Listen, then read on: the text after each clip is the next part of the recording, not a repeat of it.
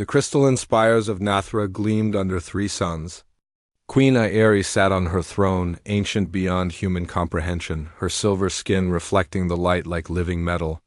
She had ruled the Valthyr Empire for 10,000 years. She had seen stars born and die. She had outlived enemies and friends alike. But nothing had prepared her for the message that appeared on her private communication screen. The transmission came from the Outer Rim. From a region her people called the Dead Zone. No one went there. No one survived there. Reality itself twisted and broke in that cursed space. 15 years ago, her daughter Hannah had vanished there. The wreckage of her ship had been found, twisted into impossible shapes.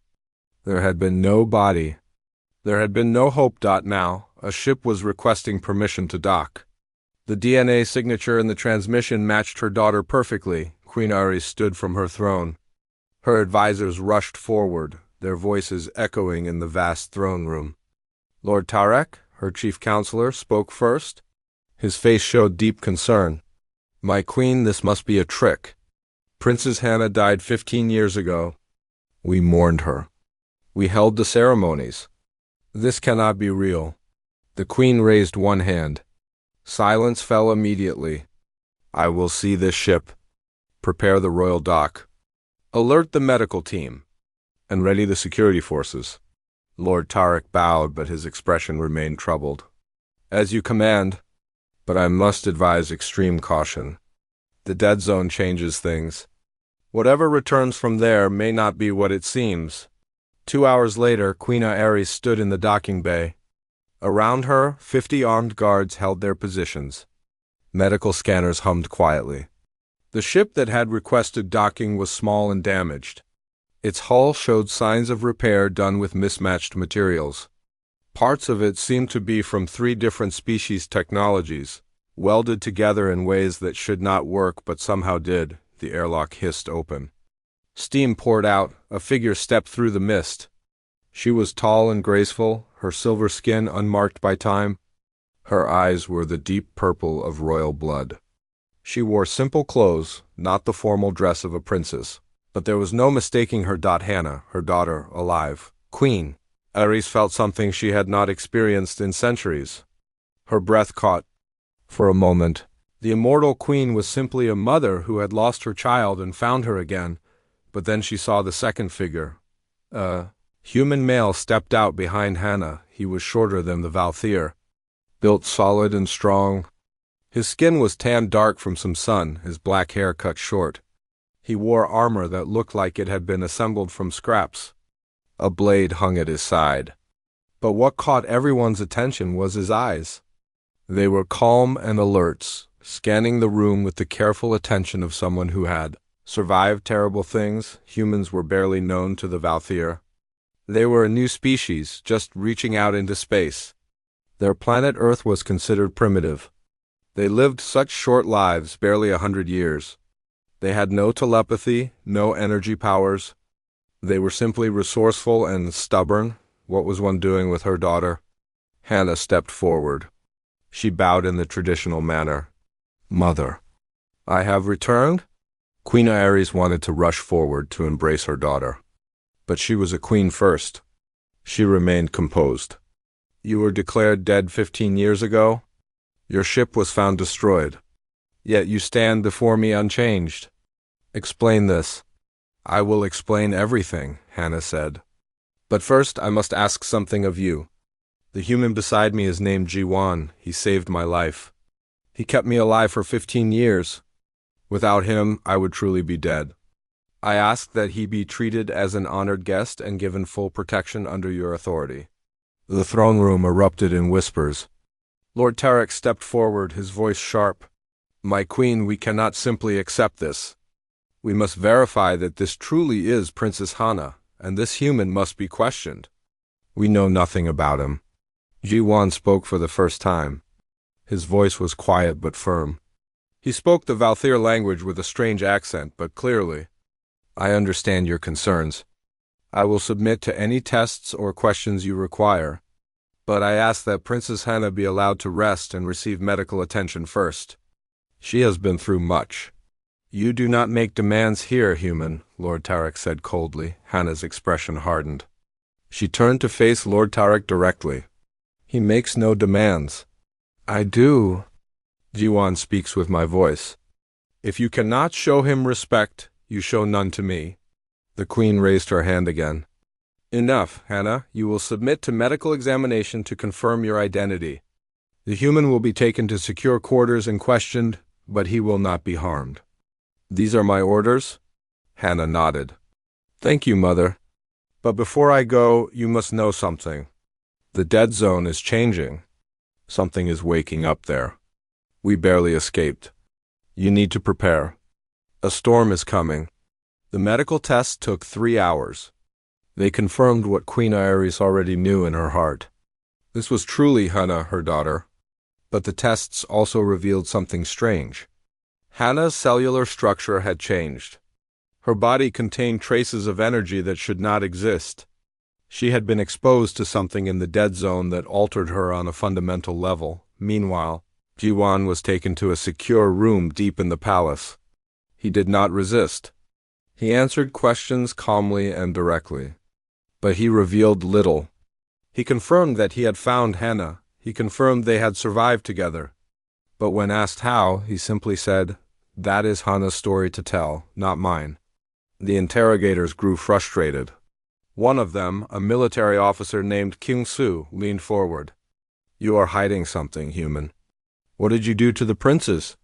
Jiwan met his gaze without flinching. I kept her alive. That is all that matters. It matters that we understand what happened in the dead zone, Kyung-Soo insisted. You were there for 15 years. Yet you look young, healthy. How? Time works differently there, Jiwan said. 15 years inside? Much less outside. As for how we survived, we did what anyone would do. We found food. We found water. We fought when we had to. We adapted. No human should have survived what you describe, Kyung-Soo said. The dead zone kills Valthyr warriors. It destroys minds. Yet you sit here, calm and unbroken. Jiwan smiled slightly. It was not a happy smile. Survival is not about being strong. It is about being too stubborn to die. Humans are very good at being stubborn. Late that night, Queen Iris was finally allowed to see her daughter alone. They sat in a private chamber, just the two of them. Hannah looked tired but healthy. She had refused to rest until she spoke with her mother privately. Tell me everything, the Queen said. Hannah took a deep breath. My ship was damaged when we entered the dead zone. We crashed on a station floating in dimensional space. I do not know who built it. It was ancient beyond measure. I was badly hurt. My stasis system activated to keep me alive. And the human found you there? Yes, his ship was also destroyed. He was alone. He could have taken my supplies and left me to die. Instead, he repaired the stasis pod. He kept the station running. For 5 years, he survived alone while I slept, learning how to fight the creatures that lived in that space. The Queen listened in silence. When I woke, I was weak. The station was failing. Jiwan had used everything just to keep me alive. We had to work together to survive. Another, he is remarkable. Humans have no powers like us. No telepathy. No energy manipulation. But they have something else. They never give up. They find solutions where none should exist. He taught me things about survival that I never learned in all my training. You care for this human, the Queen said. It was not a question. Hannah met her mother's eyes. I owe him my life many times over. He is my friend. And yes, I care for him, deeply. The Queen was quiet for a long moment. Finally she spoke. The court will not accept him easily. They will see him as a threat. As an outsider who has influenced you. I know, Hannah said. But I also know this. The dead zone is not dormant anymore. Something is waking there. Something that terrified even the creatures we fought. We need to investigate it. And we need people who think differently than we do. People like Jiwan. Queen Iris stood and walked to the window. Outside, the 3 suns were setting, painting the sky in colors of purple and gold. You have changed, my daughter? Yes, Hannah said softly. I have. The dead zone changes everything it touches. But some changes are for the better. The queen turned back to her daughter. Then we will face what comes together. But know this, Hannah, if this human has deceived you, if he brings danger to our people, I will not hesitate to act. He will not, Hannah said with absolute certainty. I trust him with my life. I trust him with our future. In his secure quarters, Yuan sat alone. He had been given food and water. The room was comfortable, if clearly monitored. He did not mind. He had lived in worse places. He thought about the station, about the 15 years spent fighting to survive, about watching Hannah slowly recover her strength, about the bond they had formed in that terrible place. He knew the Valthier did not trust him. He did not blame them. In their position, he would feel the same. But trust was earned, not given. He would show them what humans could do. He would show them why Hannah believed in his people, and if necessary, he would fight to protect her. From enemies without and enemies within, the storm was coming. Hannah had been right about that. He could feel it in his bones. Something was waking in the dead zone, something hungry, but Jawan had survived 15 years in hell. The interrogation room was cold and bare. Jiwan sat across from 3 Valthier officers. They had been questioning him for hours, going over the same details again and again. He remained patient. He understood their suspicion. A human appearing from nowhere with their lost princess would raise questions for anyone. Commander Kiansu led the questioning. He was a military officer, his silver skin marked with scars from many battles. His purple eyes studied Jiwan with open distrust. Tell us again how you found the princess. Yuan took a slow breath. His mind went back to that terrible day, 15 years ago in his time. My ship was a mining vessel. We were mapping asteroids near the edge of explored space. We received a distress signal. Against orders, I convinced the captain to investigate. It led us into the dead zone. Foolish, Kyungsu muttered. Yes, Gawan agreed. Very foolish. The dead zone tore our ship apart within minutes. Reality itself seemed to break down there. Metal bent in ways it should not. Time moved strangely. I barely made it to an escape pod. He closed his eyes, remembering. I drifted for days. Maybe weeks. Time did not work right there. My pod systems were failing. I thought I would die. Then I saw it. A structure floating in the void. It looked ancient. Parts of it seemed to fade in and out of existence. One of the other officers, a female named Soman, leaned forward. Describe this structure. It was huge, made of some dark material I did not recognize. There were symbols carved into it, but they hurt to look at, like they were in too many dimensions at once. My pod crashed into a docking bay. Somehow, the bay still had atmosphere. I had no choice but to explore. Yuan opened his eyes. I found her ship first. It had crashed deeper in the station. The entire front section was destroyed. I thought everyone aboard must be dead, but then I found the stasis pod, and inside it, Princess Hannah. Kyungsu's expression remained cold. And you just happen to know how to operate Valthier stasis technology? No, Jiwan said. I did not know anything.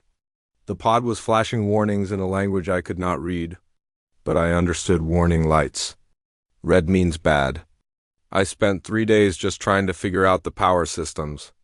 I had to connect my pod's emergency battery to keep it running. He rubbed his face, the memory exhausting even now. That first month was the hardest? I had to learn the Valthier language just from the computer displays. I had to find food. The station had some kind of recycling system still working. Water was easier. There were ice deposits in some sections. While the princess slept, you explored alone? Soman asked. I had no choice. The station was huge, and it was not empty. There were creatures there, things that should not exist. They lived in the spaces between dimensions. Some were small and just annoying. Others were deadly. Jiwan pulled up his sleeve, showing a long scar across his arm. This was from my first encounter. I call them shadow crawlers. They could phase through walls. My weapons did nothing to them at first. I had to learn that they were vulnerable to certain energy frequencies. Took me 2 months and nearly dying 4 times to figure that out. Kyunsu studied the scar.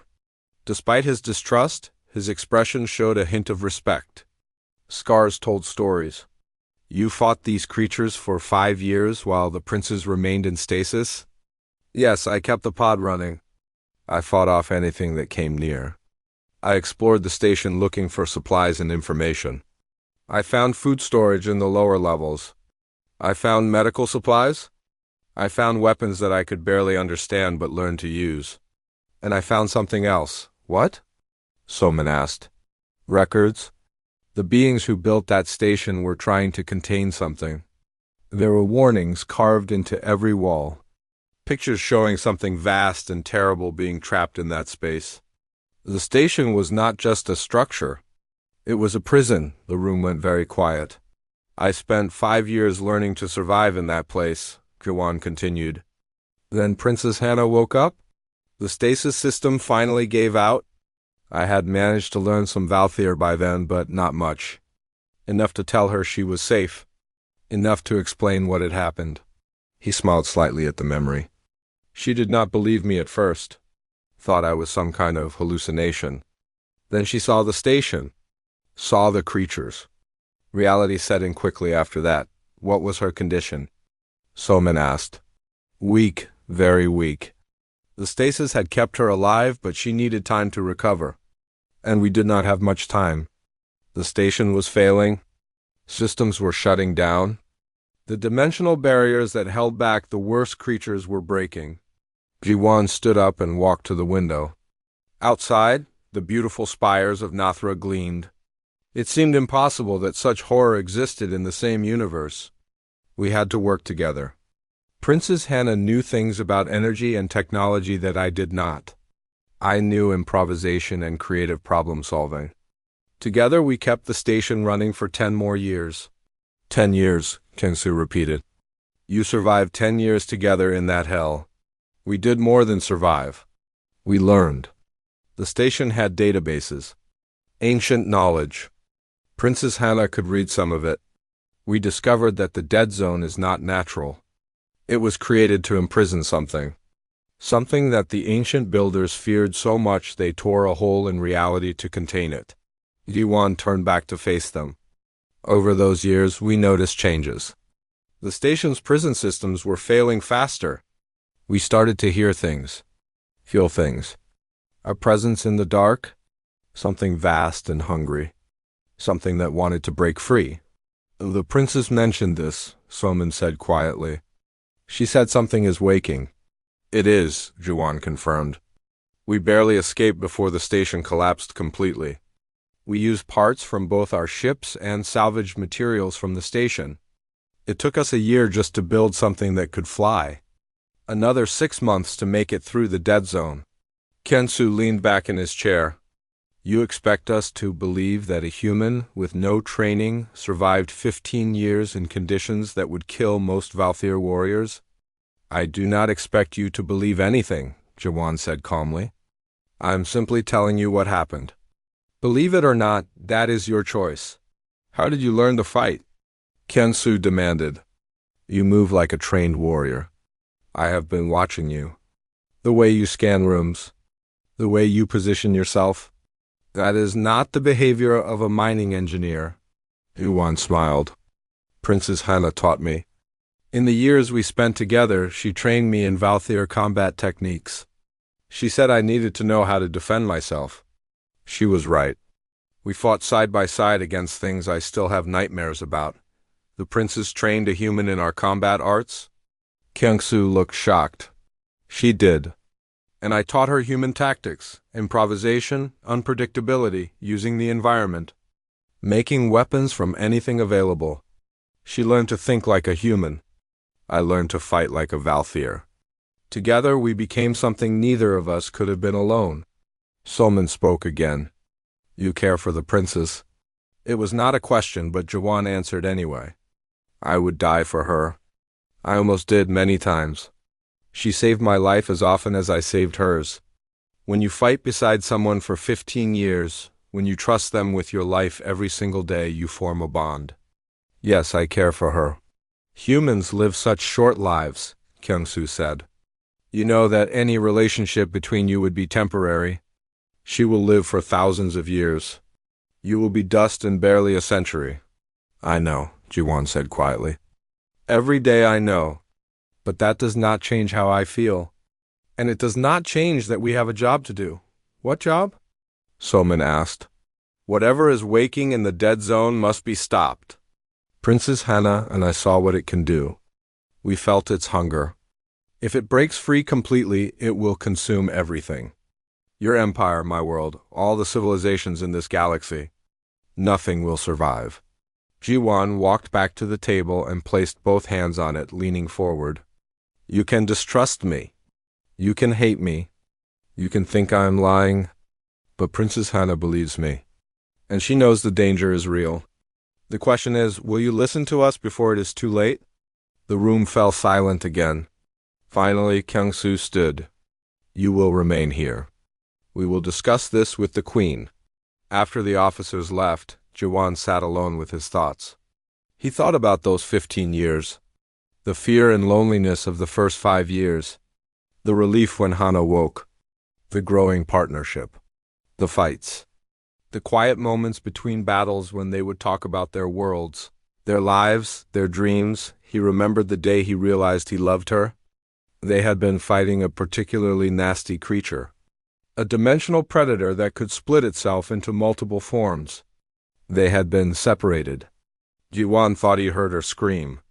In that moment, pure terror had filled him. Not for himself, but for her. He had fought his way through 3 of the creature's forms to reach her side. She had been fine. She had killed her attacker already. But when she saw his face, covered in blood and filled with desperate fear for her safety, something had changed between them. Neither spoke of it. Not then, perhaps not ever. But they both knew, and now they were here. In her world, surrounded by people who saw him as a threat or a curiosity. He understood their view. He was human, weak, mortal, short-lived. What could he possibly offer their immortal princess? Only everything he had. His life, his loyalty. His love, he smiled sadly. It would have to be enough. Elsewhere in the palace, Hana stood before her mother in the private royal chambers. She had just finished telling the full story. The royal court assembled in the grand hall. Thousands of Valthier nobility filled the vast chamber, their silver skin gleaming under the crystal lights.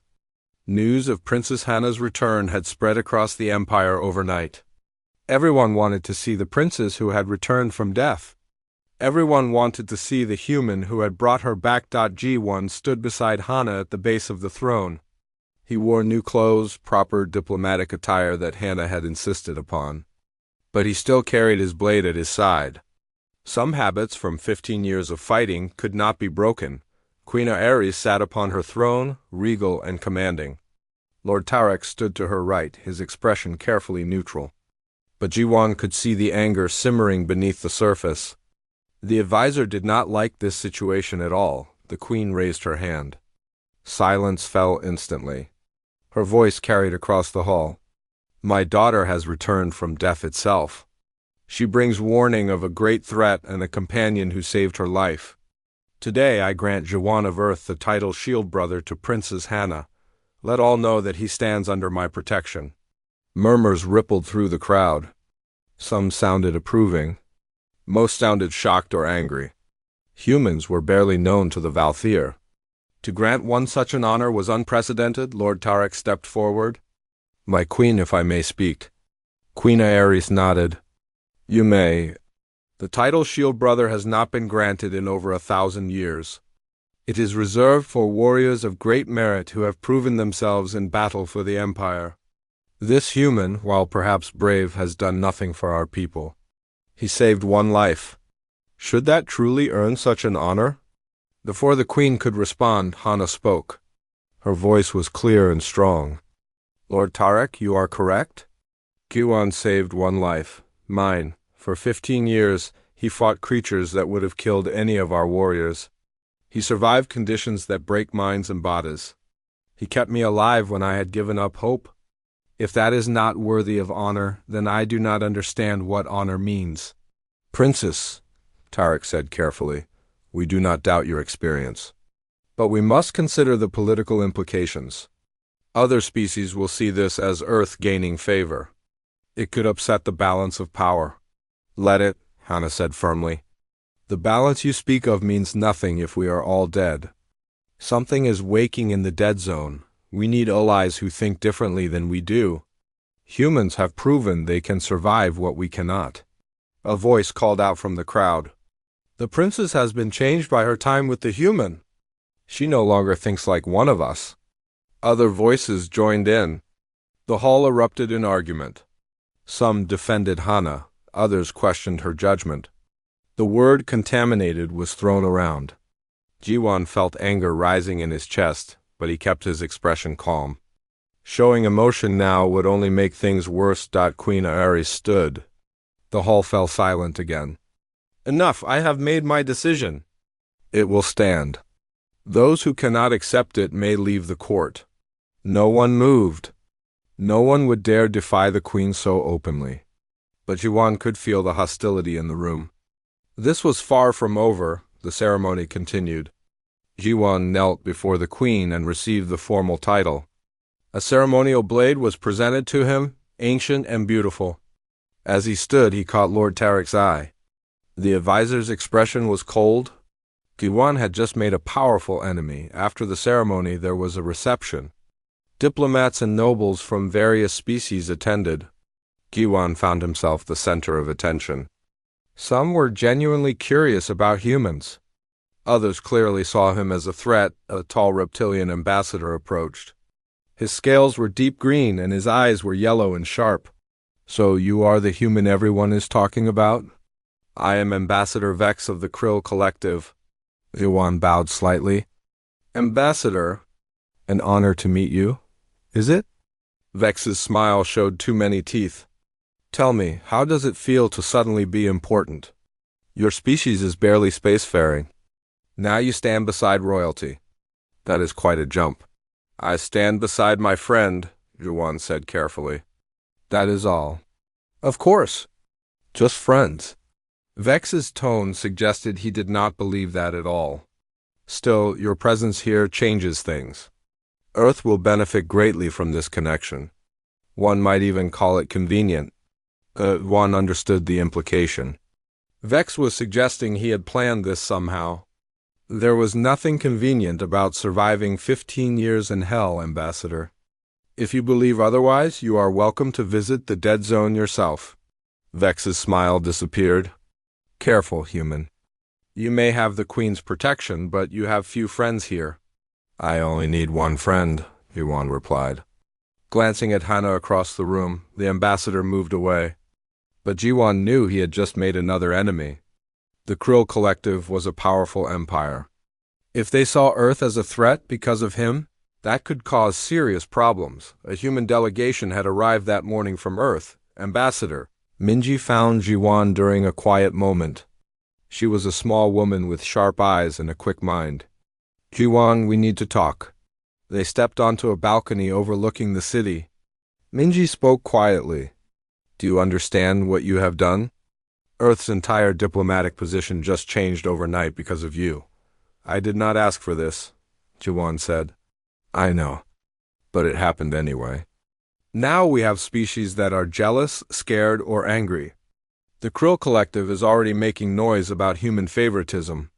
Other species want to know what we offered the Valthier in exchange for this honor. We offered nothing. I just did what anyone would do. Minji sighed. You saved a princess. That is not something anyone would do. That is exceptional. And now we need to figure out how to handle the consequences. Earth is not ready for this kind of attention. What do you want me to do? Jiwan asked. Be careful. Watch what you say. And remember that you represent Earth now, whether you want to or not. That evening, Jiwan returned to his quarters exhausted. Politics was more tiring than fighting monsters. At least with monsters, you knew where you stood. He had just sat down when alarms blared. Red lights flashed in the hallways. Jiwan grabbed his blade and ran toward the sound. He found chaos. Guards were running toward the diplomatic wing. He followed them and saw smoke pouring from one of the rooms. Hana's room. Terror filled him. He pushed past guards and kicked open the door. Inside, 3 figures dressed in black were advancing on Hana. She was fighting them off, her energy powers creating shields of light. But she was being pushed back. Ji-won did not think. He just acted. He charged in, blade drawn. The first attacker turned toward him and Ji-won saw their weapon coming up. He dropped and slid under the shot coming up inside their guard. His blade found flesh. The second attacker moved fast, faster than any human. But Ji-won had fought in the dead zone. He had learned to read movements, to anticipate. He twisted away from their strike and countered. His blade cut deep. The third attacker realized they were outmatched. They threw something that exploded into smoke and vanished. By the time the smoke cleared, they were gone. Hana rushed to Ji-won's side. "Are you hurt?" "I am fine. You?" "I am unharmed. They were after me, not you." Guards poured into the room. Commander Kyung-soo took charge immediately. The 2 dead attackers were examined. Kyung-soo's expression grew dark. "These are Krill agents." "The Krill tried to assassinate the princess?" one of the guards said in shock. "No," Kyung-soo said slowly, looking at Ji-won. "They were trying to assassinate the human. The princess was just in the way." Ji-won felt cold. They had not been after Hana. They had been after him. And they had been willing to kill her to get to him. Within an hour, the entire palace was in lockdown. Queen Ares called an emergency council. The evidence was clear. The Krill Collective had sent assassins. The diplomatic incident was massive. Ambassador Vex was brought before the Queen in chains. He protested his innocence, but the dead assassins told a different story. They carried Krill weapons and identification. "This is an act of war," Queen Ares said coldly. "You sent killers into my palace. You threatened my daughter." "We sent no one," Vex insisted. "These must be rogue agents. The Collective would never authorize such a thing." "Your protests mean nothing," the Queen said. "The evidence speaks clearly. You saw the human as a threat. You saw Earth gaining favor. So you tried to eliminate the problem." Lord Tarek spoke up. "My queen, we must consider our response carefully. War with the Krill would be costly. They attacked my daughter." The queen's voice echoed like thunder. "There must be consequences." Ji-won stepped forward. All eyes turned to him. "Your Majesty, if I may speak?" The queen nodded. "The Krill attacked me to cause exactly this," Ji-won said. "They want you angry. They want you to make hasty decisions. If you declare war, they win. You prove their propaganda right. They can say humans are dangerous, that Earth manipulates the Valthyr. What do you suggest?" The Queen asked. "Exile Ambassador Vex, impose sanctions on the Krill, but do not give them the war they want. Instead, make Earth's alliance with the Valthyr official. Show everyone that we stand together not out of manipulation, but out of mutual respect." Lord Tarek looked at Ji-won with new eyes. "The human speaks wisdom." Queen Ares considered this. Finally, she nodded. "It will be done. Ambassador Vex, you are banished from Valthyr space. The Krill Collective will face economic sanctions, and Earth's alliance with our empire will be formalized." Vex was dragged away, still protesting. The council dispersed. Ji-won found himself alone with Hana and the Queen. "You saved my daughter again," Queen Ares said, "and you showed political wisdom beyond your years." The ship was called the Starlight Seeker. It was a Valthyr exploration vessel, armed and equipped for dangerous missions. Commander Kyung-soo had been assigned to lead the military crew. Despite his initial distrust of Ji-won, he was a professional soldier who followed orders. The crew gathered in the briefing room. 15 Valthyr warriors, specialists in combat and survival, and 3 humans. Ji-won stood with them. Beside him was Dabin, a young human scientist who had volunteered for the mission. She was brilliant, curious, and perhaps a bit too brave for her own good. The third human was Tajin, a pilot with steady nerves and quick reflexes. Hannah addressed the crew. We are going into the dead zone. Many of you know the stories. Reality breaks down there. Time moves strangely. Creatures exist that should not be possible. Everything you think you know about physics and combat will be challenged. She gestured to Jiwan. This man survived 15 years there. Listen to him. Learn from him. His experience may save your lives. Some of the Valthyr warriors looked skeptical. Kyung-Soo stepped forward. I have fought beside the best warriors in the Empire. I have seen battles that would break most beings. But I am willing to learn. If the human has knowledge we need, I will listen. It was not a warm endorsement, but it was something. Jiwan nodded to him with respect. Dabin raised her hand. Princess Hannah, what exactly are we looking for? You said something is waking in the dead zone. What does that mean? Hannah glanced at Jiwan. He took over the explanation. The dead zone was created as a prison. Something vast and powerful is trapped there. The station where we survived was part of the containment system. But that system is failing. We felt it before we escaped. A presence. A hunger. Something that wants to break free.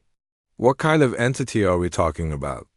Dabin asked, her scientific curiosity overcoming her fear. We do not know exactly, Hannah said. The ancient records called it the Veil Renderer. It exists partially outside normal space. It feeds on consciousness and dimensional energy. If it escapes fully, it could consume entire worlds. The room fell silent. Finally, one of the Valthyr warriors spoke. How do we fight something like that? Carefully, Jiwan said. And with a lot of luck.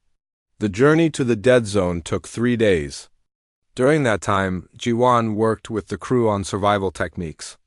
He taught them about the creatures he and Hannah had faced. He showed them how to spot dimensional anomalies. He drilled them on emergency protocols. Kyung-Soo watched these training sessions with growing respect. The human moved with confidence and experience. He did not just tell stories. He demonstrated techniques. He answered questions with practical knowledge. One evening, Kyung-Soo approached Jishwan in the training room. I judged you poorly, the commander said. I saw a human and assumed weakness. I was wrong? Jiwan smiled slightly. You were protecting your people. I understand that. Still, I should have seen the truth sooner. Anyone who survives 15 years in hell is not weak. And anyone the princess trusts this much must have earned it. She saved me as often as I saved her, Jiwan said. We were partners. We are partners. Kyung-Soo nodded. I see that now. And I see something else. You love her. It was not a question. Jiwan did not deny it. I do. That will complicate things, Kyung-Soo said. The court already questions your influence on her. If they know it goes deeper than friendship, let them question, Jiwan said firmly. I did not ask for this. I did not plan it. But I will not hide it either. Hannah means everything to me. If that makes me a target, so be it. Kyung-Soo studied him for a long moment. Then he smiled. Good. A warrior who is afraid to stand by his convictions is no warrior at all. You have my respect, human. And my support. They clasped arms in the Valthyr tradition.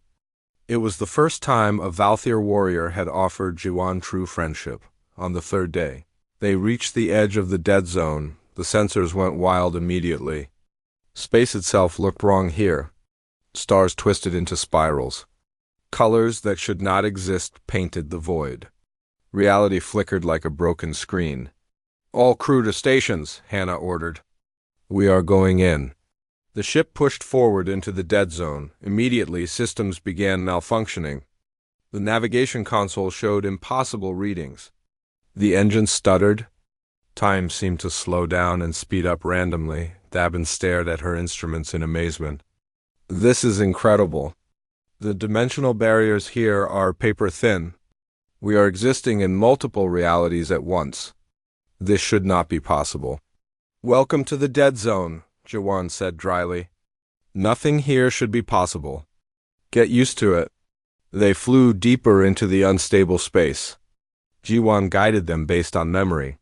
He recognized certain spatial anomalies. He remembered the way. There, he pointed. That dimensional fold. The station should be beyond it. They pushed through the fold and reality inverted. The crew felt their stomachs twist. Colors reversed. Then they were through, but the station was gone. In its place floated a massive structure. It was organic and mechanical at the same time. Parts of it pulsed with dark energy. Parts of it seemed to exist in multiple dimensions simultaneously. What is that? Hannah whispered. That is what I feared, Jawan said grimly. The Veil Renderer is rebuilding the prison from the inside. It is using the station's remains to create a doorway. Dabin worked frantically at her console. I am reading massive energy signatures. Whatever is in there is generating power beyond anything I have ever seen. This is not just dimensional energy. This is something fundamental, like it is drawing power from reality itself. Can we destroy it? Kyung-soo asked. No, Hannah said.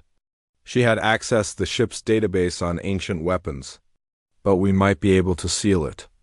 The old races left a failsafe, a weapon designed to reinforce the dimensional barriers, but it requires someone to activate it from inside. Inside that thing? One of the warriors said. The suicide. Yes, Hannah agreed. It is. They docked the ship at the edge of the structure. The plan was simple but dangerous. A team would enter, find the fail-safe weapon, and activate it. The rest would guard the ship and provide support. Hannah, Jiwan, Kyung-soo, and 4 warriors prepared to go inside. Dabin insisted on coming too. You need someone who understands the science. I can help. Jiwan did not like it, but she was right. They suited up and entered the structure. Inside was a nightmare. The walls moved. Gravity shifted randomly. They could hear whispers in the dark. Voices that spoke in languages that hurt to hear. And they could feel it. The presence. Vast and hungry. Watching them. Stay together, Jiwan ordered. Do not look at anything too long. Do not listen to the voices. Keep moving. They fought their way deeper. Creatures attacked from the shadows. Things with too many limbs. Things that phased in and out of existence. The Valthier warriors fought bravely, but some of them were clearly terrified. This was beyond anything they had trained for. G1 and Hannah led the way. They had done this before. They knew how to survive here. They moved together like they were one person. When Jiwan spotted danger, Hannah's energy shields were already up. When Hannah needed support, Jiwan was there. Kyung-soo watched them work together and understood.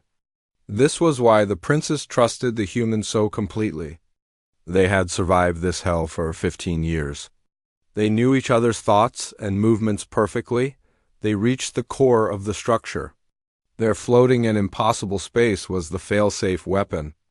It looked like a crystal sphere, glowing with ancient power. Dabin examined it with her instruments. I can activate it. But someone needs to stay here to power it. The energy draw is constant. Whoever does this will not be able to leave. Everyone looked at each other. They all knew what this meant.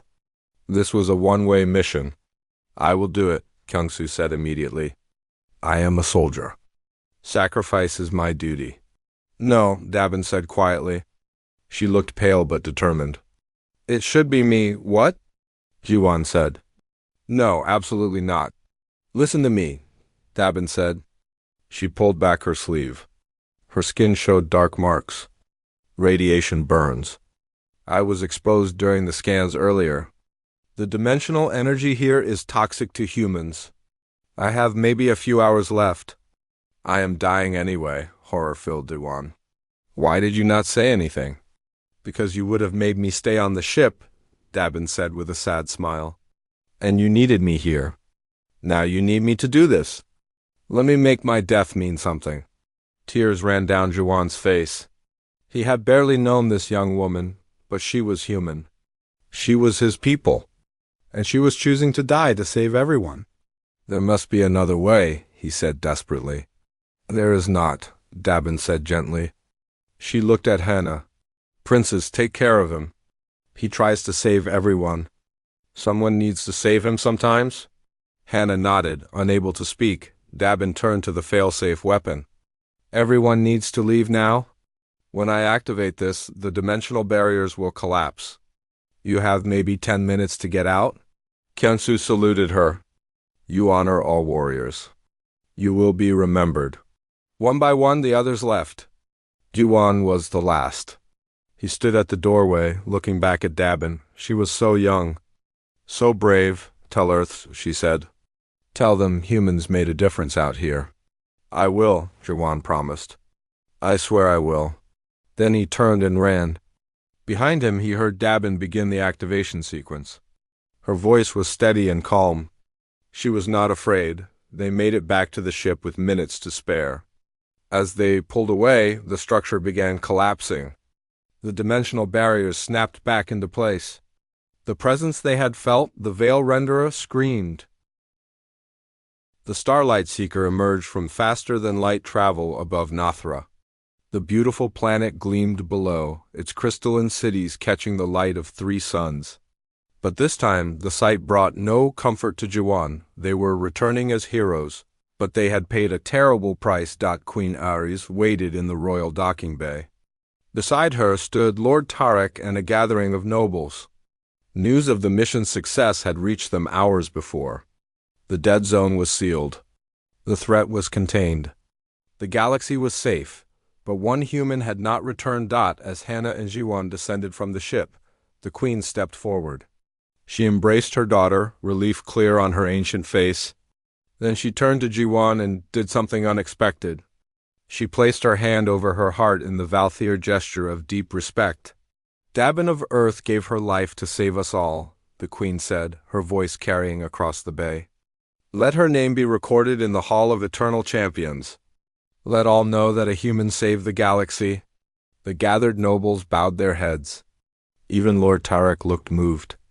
Jiwon felt tears threatening again but held them back. Later, he could mourn later. Commander. Kyunsu stepped forward and gave his report.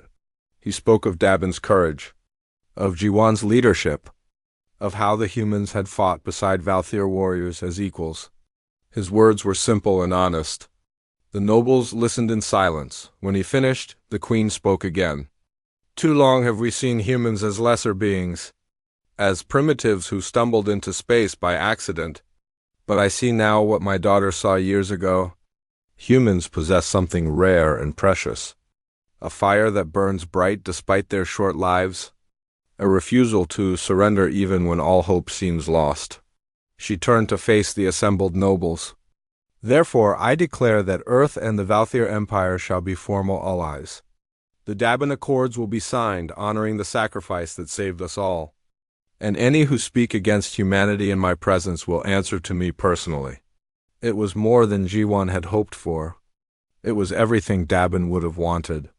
Her death had not been in vain. Over the following days, word spread across the galaxy. The dead zone was sealed. A human scientist had sacrificed herself to save everyone. And the Valthier Empire had declared humans their allies. Other species rushed to respond.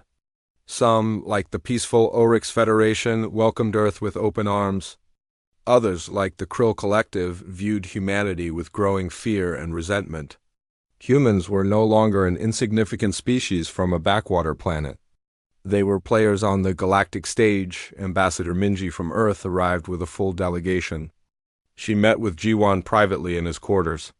You have changed everything, she said. Earth's status just jumped forward by centuries. But that brings problems too. I know, Jiwon said tiredly. Some species will see us as threats now. More than some, Minji said. We are receiving intelligence that several empires are discussing how to limit human expansion. They fear what we might become. What you have shown we can become, what do you want me to do? Be careful. You are a symbol now. To humans, you are proof that we belong among the stars. To others, you are proof we are dangerous. And your relationship with Princess Hannah makes you a political figure whether you like it or not. Iwan sighed. I never wanted any of this. I just wanted to survive. To get home. I know, Minji said gently. But heroes rarely get to choose their roles. The question now is what you do with this position. That evening there was a formal ceremony in Dabin's honor. Her name was carved into the Hall of Eternal Champions alongside the greatest warriors in Valthier history. Representatives from dozens of species attended. Dabin's family on Earth watched via transmission, their faces showing pride and grief in equal measure. G1 spoke at the ceremony. He kept his words simple. Dabin was a scientist. She wanted to understand the universe. She wanted to learn and discover. But when the moment came, when a choice had to be made, she did not hesitate. She gave everything to save people she had never met. That is the human spirit. That is what we bring to the galaxy. Later, he found himself on a balcony overlooking the city. He was not alone. Hannah stood beside him, as she always did now. Your speech was beautiful, she said. It was the truth, he replied. Dabin deserved the truth. They stood in comfortable silence for a while. Then Hannah spoke again. The Queen has appointed me as permanent ambassador to Earth. She wants me to strengthen the alliance, to help build bridges between our peoples. And what do you want? Yuan asked. Hannah smiled. I want to go to Earth. I want to see your world. I want to meet your people. And I want you to come with me. As your advisor? As my partner, she said firmly. As my equal. As the person I love. Yuan turned to face her fully. They had danced around this truth for so long. Through 15 years of survival. Through battles and politics. Through death and sacrifice. But now, finally, there was nothing left to hide behind. I love you too, he said. I have for years. But Hannah, you need to understand what you are saying. If we make this official, if we truly stand together as more than friends, the political consequences will be enormous. I know, she said. The court will be scandalized. Some will see it as weakness. Others will see it as humans manipulating me. There will be challenges and opposition. And you still want this? I spent 15 years learning that life is too short to waste on fear, Hannah said. Even for someone who will live thousands of years. Yes, I want this. I want you. I want us. Jiwan reached out and took her hand. Her silver skin was warm against his. Then let them be scandalized. Let them challenge us. We survived the dead zone, we can survive anything. She smiled, and for the first time since they had escaped the station, that smile reached her eyes. Yes, we can. They kissed then under alien stars. Two beings from different worlds finally acknowledging what had been true since they first fought side by side in hell. The next morning, Hannah made the announcement to the court. She and Jiwan would travel to Earth as partners in every sense. They would represent the alliance between their peoples. And yes, they were together romantically. The court erupted in controversy. Lord Tarek argued against it. Many nobles spoke of tradition and propriety. But Queen Aeris raised her hand and silence fell. My daughter has always chosen her own path, the queen said. She has faced death and returned. She has saved our empire. She has earned the right to choose her partner. If you cannot accept this, you may leave the court. But know that I support her fully. Lord Tarek bowed. Despite his personal feelings, he would not defy the queen. As you command, your majesty. But I must note that this will cause significant political complications. Everything causes political complications, the queen said dryly. That is why we have diplomats. 2 weeks later, Hannah and Jiwan boarded a ship bound for Earth. Commander Kyungsu came with them, along with a small Valthier delegation. Taejin, the human pilot from their mission, joined them as well. They had become friends during the journey to the dead zone. The trip to Earth took several days. Jiwan spent much of that time telling Hannah about his homeworld, about the oceans and mountains, about the diversity of human cultures, about his own family, who he had not seen in over 15 years. Will they accept me? Hannah asked nervously. Ji1 laughed. You fought beside me for 15 years. You faced impossible horrors. And you are worried about meeting my family? That is different, Hannah protested. Fighting monsters, I understand. Family politics, I do not. You will be fine, he assured her. My mother will love you. My father will try to feed you too much. And my little sister will ask 1,000 questions. When they finally reached Earth, the reception was overwhelming. Millions of humans watched as the Valthier delegation landed. Hannah stepped out onto Earth soil and looked up at the single sun, so different from her homeworld. It is beautiful, she said softly. Jiwan's family was waiting. His mother rushed forward and embraced him, tears streaming down her face. His father gripped his shoulder, unable to speak. His sister, now grown, stared in wonder at Hannah. So you are the alien princess, she said finally. Hannah bowed. I am, and you are Jiwan's sister. He spoke of you often, did he? She grinned. Did he mention how I used to beat him at every game we played? He did not, Hannah said, her eyes sparkling. You must tell me these stories. Jiwan groaned. This was a mistake. I should have kept you two separate. But he was smiling. For the first time in weeks, the weight on his shoulders felt lighter. The following months were busy. The Dabin Accords were formally signed. Trade agreements were established. Cultural exchanges began. Human ships started using Valthier navigation technology. Valthier scientists studied human innovation techniques, but more than that, friendships formed.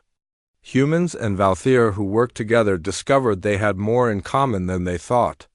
Both species valued courage and loyalty. Both species loved their families. Both species looked to the stars and wondered. G1 and Hannah traveled between worlds, representing the alliance. They spoke at universities and military academies. They met with leaders and common people. Everywhere they went, they showed what cooperation between species could achieve. Not everyone was happy. The Krill Collective continued to view humanity with suspicion. Several other empires worried about the growing human-Valthier partnership. There were incidents and tensions, but there was also hope. Young Valthier started learning human languages.